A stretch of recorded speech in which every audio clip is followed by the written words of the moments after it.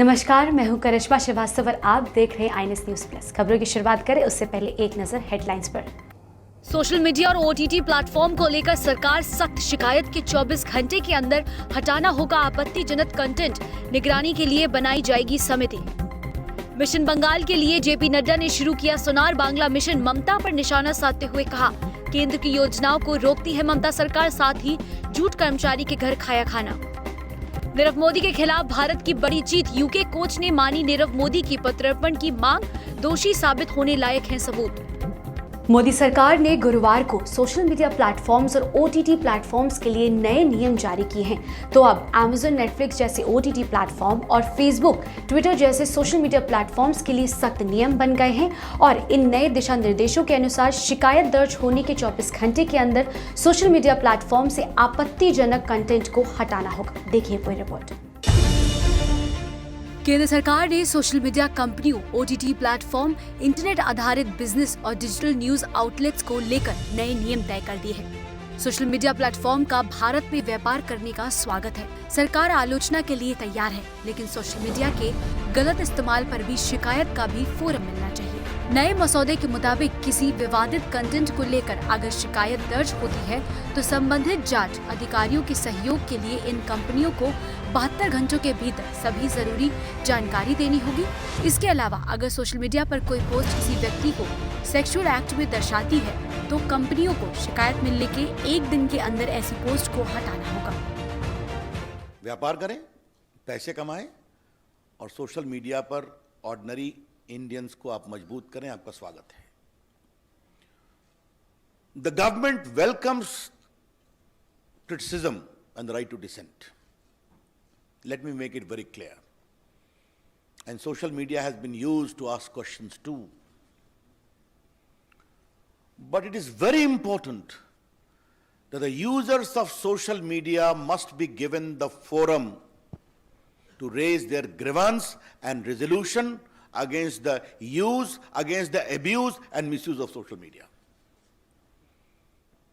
Let me repeat, it is very important that the social media users running into crores should also be given a proper forum for resolution of their grievances within a time-bound manner against the abuse and misuse of social media.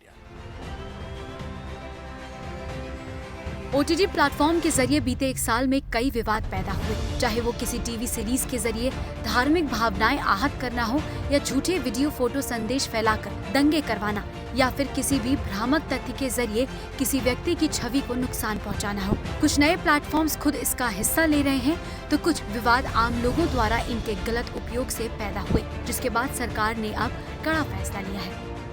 Bureau report, खबर आई। प्रधानमंत्री नरेंद्र मोदी गुरुवार को सियासी संकट से जूझ रहे पुडुचेरी में पहुंचे। यहां पर उन्होंने एक रैली को भी संबोधित किया और यहां पर उन्होंने 3000 करोड़ के प्रोजेक्ट्स की आधारशिला रखी और रैली को संबोधित करते हुए उन्होंने कहा कि कांग्रेस के हाईकमानों ने पुडुचेरी को बहुत नुकसान पहुंचाया है और अब मैं पुडुचेरी की हवा बदलते हुए देख रहा हूं। देखिए पूरी रिपोर्ट।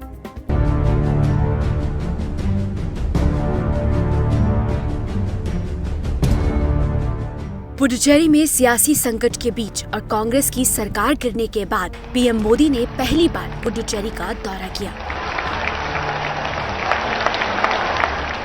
यहाँ पीएम मोदी ने कई परियोजनाओं का उद्घाटन और शिलान्यास किया। इस दौरान पुडुचेरी की उपराज्यपाल तमिलसाई सुंदरराजन भी मौजूद रहीं।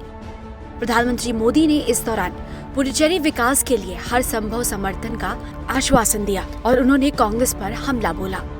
पीएम मोदी ने कहा, कांग्रेस की बांटो, झूठ बोलो और राज करो की नीति है। वो झूठ बोलने में गोल्ड, सिल्वर और ब्रॉन्ज मेडल विजेता है।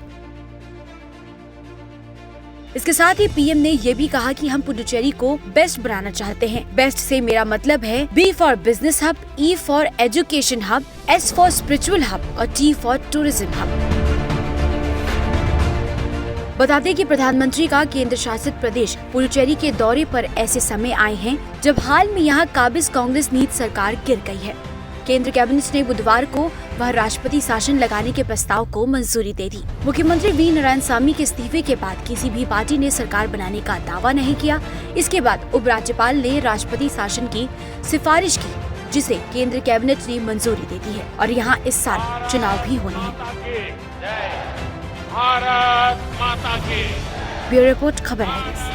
माता की, भारत माता की, वंदे। बंगाल में होने वाले विधानसभा चुनाव को लेकर बीजेपी मिशन मोड में अभियान कर रही है। गुरुवार को बीजेपी के अध्यक्ष जेपी नड्डा बंगाल पहुंचे और वहां पर उन्होंने बीजेपी के सोनार बांग्ला मिशन की शुरुआत भी की। देखिए पूरी रिपोर्ट।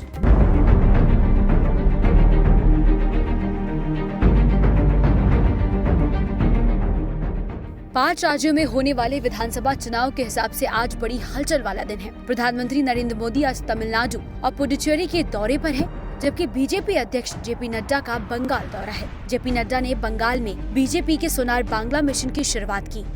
पश्चिम बंगाल को सोनार बांग्ला बनाने के पार्टी के लक्ष्य को हासिल करने के लिए उन्होंने चुनावी घोषणा पत्र अभियान का शुभारंभ किया है। बीजेपी अध्यक्ष जेपी नड्डा ने नारा दिया कि बीजेपी की सरकार आने पर हम भ्रष्टाचार मुक्त विकास युक्त बंगाल बनाएंगे।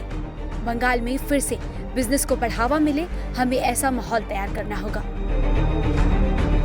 7th पे कमीशन को यहां 7th पे कमीशन को लागू करेंगे ताकि हमारे एम्प्लॉय भाई जो उससे वंचित रह गए हैं वो 7th पे कमीशन का भी लाभ उठा सकें। और बंगाल में एक नई संस्कृति हम देने वाले हैं, no cut money, no cut money, भ्रष्टाचार मुक्त विकास युक्त बंगाल हम देने वाले हैं। उसके बाद नड्डा ने कोलकाता में बंकिम चंद्र चट्टोपाध्याय के आवास और म्यूजियम का दौरा किया और उन्हें श्रद्धांजलि दी। इस अभियान के तहत 2 करोड़ लोगों से सुझाव इकट्ठे किए जाएंगे, जिनका उपयोग भाजपा आने वाले विधानसभा चुनाव में अपना घोषणा पत्र तैयार करने में करेगी। ये कैंपेन 3 मार्च से 20 मार्च तक हर विधानसभा को कवर करेगा। वहीं नड्डा ने जूट मिल और नेहट्टी के वार्ड 131 नंबर के बीजेपी अध्यक्ष देवनाथ यादव के घर लंच किया। इस अवसर पर देवनाथ यादव भी नड्डा के साथ खाना खाते दिखे। ब्यूरो रिपोर्ट, खबर आई।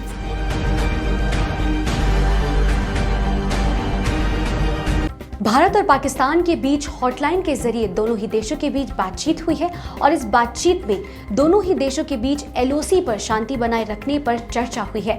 भारत और पाकिस्तान के मिलिट्री ऑपरेशंस के डायरेक्टर जनरलों ने ये बातचीत की है। देखिए पूरी रिपोर्ट और जानिए क्या है पूरा मामला।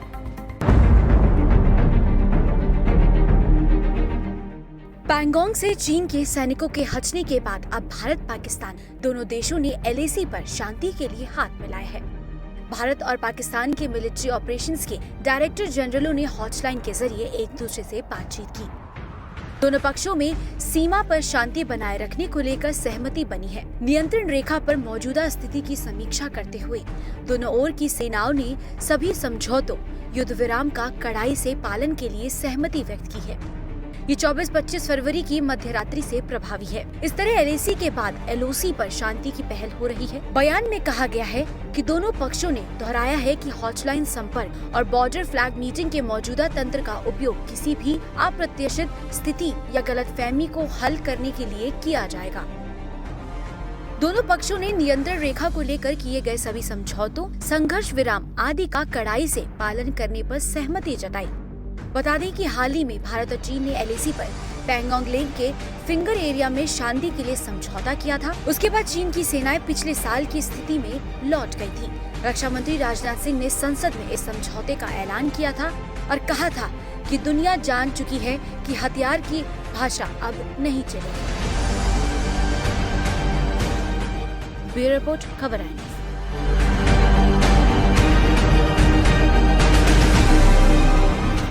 भारत में कोरोना वायरस की रफ्तार एक बार फिर से तेज होती नजर आ रही है। अगर हम महाराष्ट्र की बात करें तो महाराष्ट्र में स्थिति भयावह होती नजर आ रही है। महाराष्ट्र में पिछले 24 घंटे में 8,000 से ज्यादा नए मामले सामने आए हैं। वहीं महाराष्ट्र के एक जिले वाशिम में एक हॉस्टल में 229 स्टूडेंट्स कोरोना पॉजिटिव पाए गए हैं। और अगर हम पूरे देश के आंकड़ों की बात करें तो पूरे देश में पिछले 24 घंटे में 16,000 से ज्यादा नए मामले सामने आए हैं। देखिए पूरी रिपोर्ट।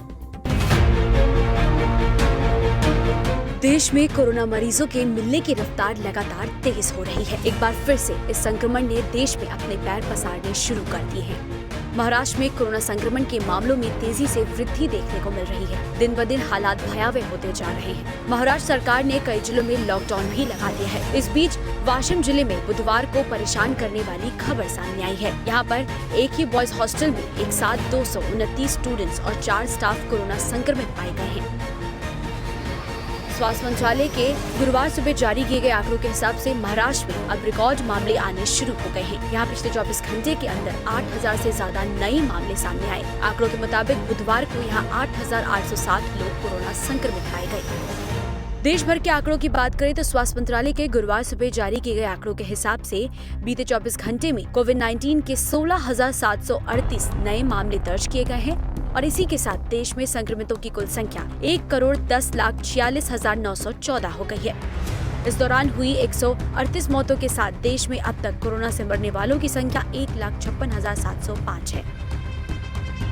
और अगर राज्यों की बात करें तो केरल में बुधवार को 4,106 नए संक्रमितों की पहचान हुई और 5,885 मरीज ठीक हुए हैं। मध्य प्रदेश में बुधवार को 344 लोगों की कोरोना पॉजिटिव रिपोर्ट आई है। वहीं 223 मरीज ठीक हुए हैं और 2 की मौत भी हुई है। गुजरात में बुधवार को 380 लोग कोरोना संक्रमित पाए गए हैं, 296 लोग ठीक हुए हैं और 1 की मौत हुई। राजस्थान में 99 लोग कोरोना संक्रमित पाए गए हैं पिछले 24 घंटे में और 90 लोग ठीक हुए हैं। वहीं दिल्ली में बुधवार को 200 नए मरीज मिले हैं और 2 की मौत भी हुई है। और पंजाब की बात करें तो पंजाब में बुधवार को 558 नए मरीज मिले हैं और 7 लोगों की मौत हुई है। आपको बता दें कि देश में कोरोना वैक्सीनेशन का दूसरा फेज 1 मार्च से शुरू होगा। इसमें 45 से ऊपर बीमार लोगों और 60 साल से ऊपर के सभी लोगों का वैक्सीनेशन होगा। ब्यूरो रिपोर्ट, खबर आई।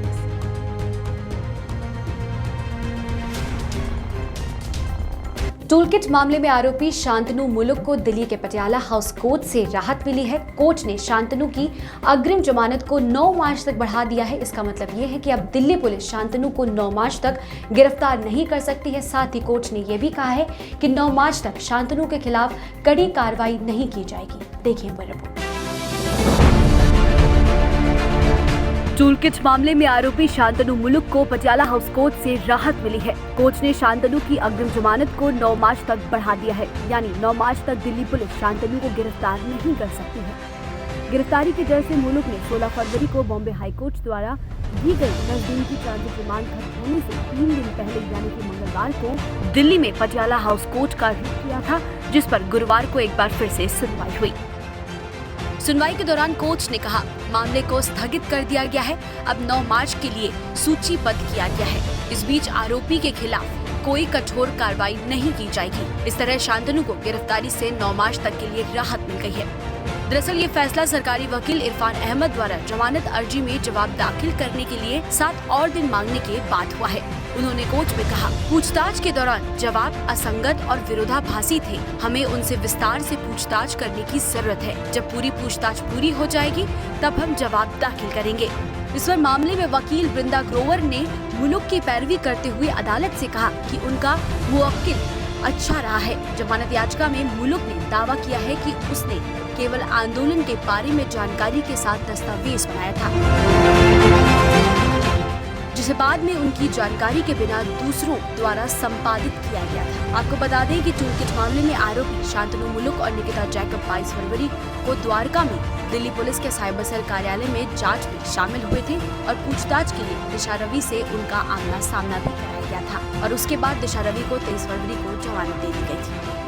ब्यूरो रिपोर्ट, खबर। फिलहाल INS 30+ बुलेटिन में इतना ही। इजाजत दीजिए, नमस्कार।